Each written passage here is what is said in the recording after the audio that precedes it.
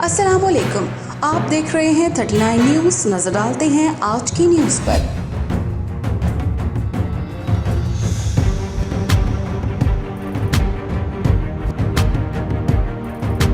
तफसीलात जानते हैं अपने नुमाइंदे से।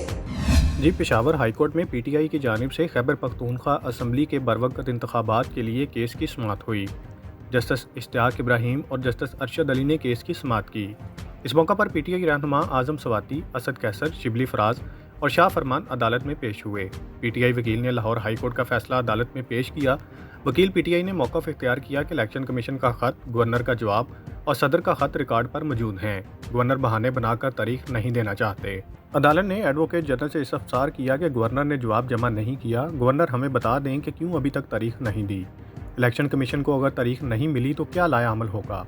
इसका जवाब देते हुए एडवोकेट जनरल ने अदालत को बताया कि चीफ सेक्रेटरी ने आज जवाब जमा किया। आइन के मुताबिक गवर्नर के पास तारीख देने का वक्त है, जिस पर जस्टिस अरशद अली ने कहा कि इस पर बाद में बात होगी। पहले तहरीरी जवाब दें कि पहले ख़त के जवाब में तारीख क्यों नहीं दी। अदालत ने इलेक्शन कमीशन और गवर्नर से तहरीरी जवाब तलब करके जुमेरात तक समाअत मुलतवी कर दी। Zaheer Ali Shah, 39 news HD, Peshawar. अहम इश्यूज हों या मुल्की और गैर मुल्की शख्सियात की प्रेस कॉन्फ्रेंसेस, हर लम्हा बाखबर रहने के लिए हमारा YouTube चैनल सब्सक्राइब करें। बावसूख ज़राए से मुसद्दिक़ा खबरों, तज्ज़ियों और तबसरों से मुस्तफ़ीद होने के लिए अभी हमारी वेबसाइट को विजिट कीजिए।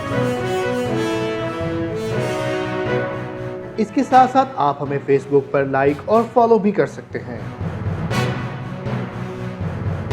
इसके अलावा हर टाइम ओवरसीज़ पाकिस्तानियों के हालात और मसाइल के हल को जानने के लिए हमारी ऐप भी डाउनलोड कर सकते हैं। हम कर रहे हैं आपको हर लम्हा बाखबर, क्योंकि है 39 न्यूज़ पर आपका एतबार।